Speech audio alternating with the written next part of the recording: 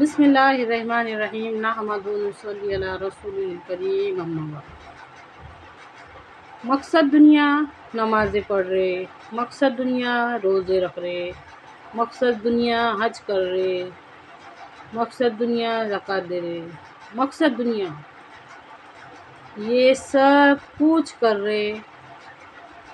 سوچ کے دیکھو، سیرت النبی صلی اللہ علیہ وسلم سے رہنمائی لے کے دیکھو کہ ہر پڑھ کے غور کر کے آپ صلی اللہ علیہ وسلم کی زندگی کے حالات اور صحابہ رضی اللہ عنہ کی زندگی کے حالات ان کی زندگی میں غور کر کے دیکھو کہ کیا ان کی مقصد دنیا ہو کہ یہ سب تھا۔ مقصد دنیا، پھر نماز، مقصد دنیا، پھر روزے، پھر حج، پھر زکوٰۃ۔ مقصد آخرت، پھر نماز، مقصد آخرت، پھر روزے، مقصد آخرت، پھر اسلام کے دیگر اعمال۔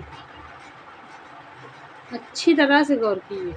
مسلمان جو ہوتا ہے نا، مسلمان وہ دنیا میں آتا ہی آخرت کی تیاری کرنے کے واسطے ہے۔ پھر سے ایک بار سنو غور سے، اور سننے کے بعد اس میں پلیز پلیز پلیز غور کرو کہ مسلمان جو ہوتا ہے نا، مسلمان وہ دنیا میں آتا ہی آخرت کی تیاری کرنے کے واسطے ہے۔ مسلمان دنیا میں آخرت کی تیاری کرنے کے لیے آتا ہے۔ غور کیجیے اس بات میں۔ اگر چاہے لڑکا شادی کرے یا لڑکی کرے، دونوں میں سے کسی کی بھی شادی کرے،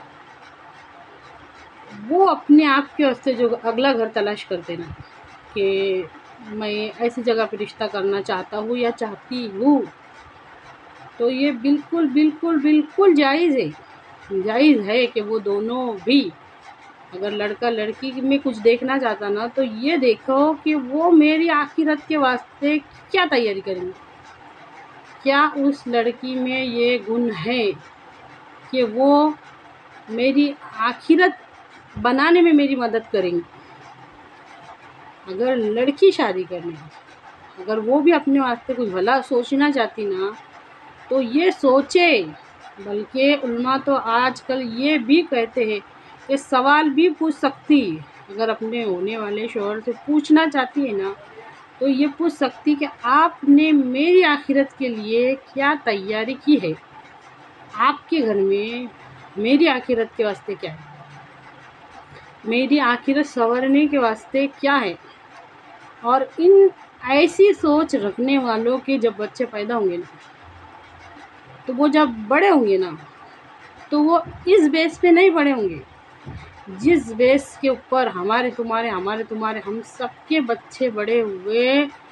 اور جب سے انہوں نے سوچنے سمجھنے کے لائق ہوئے، تو ہر کسی کو اپنے آس پاس جو بھی ماحول دیکھے، چاچا، ماموں، خالو، پھپھا، چاچی، دادی، نانی، جو بھی دیگر جو بھی ہمارے رشتہ دار رہتے، قریب کے دور کے، پڑوسی اڑوسی، جتنے بھی گاؤں کے، شہر کے، جو بھی ہمارے ماحول کے سرکل میں آتے ہیں، سب دنیا کے واسطے جینے والوں کو دیکھتے آ رہے۔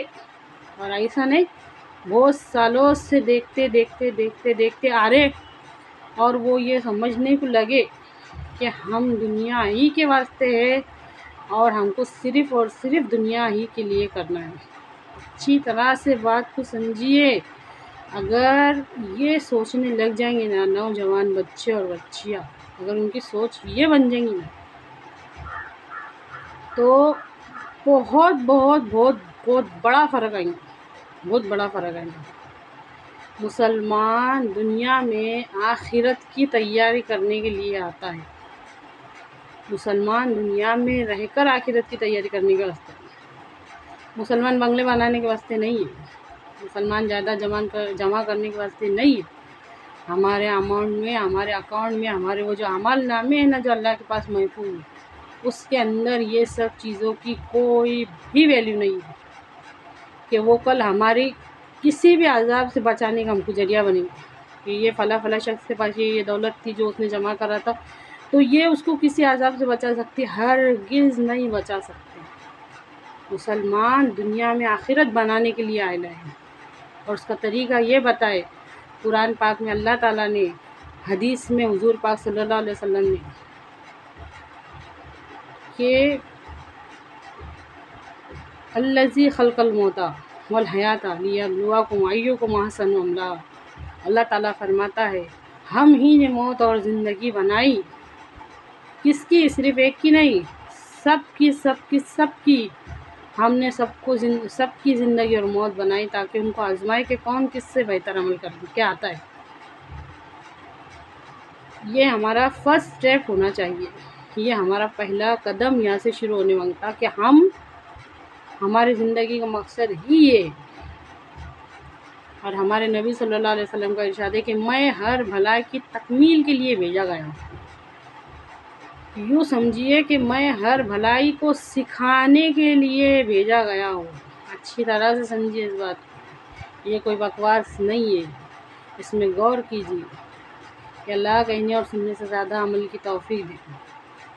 آمین۔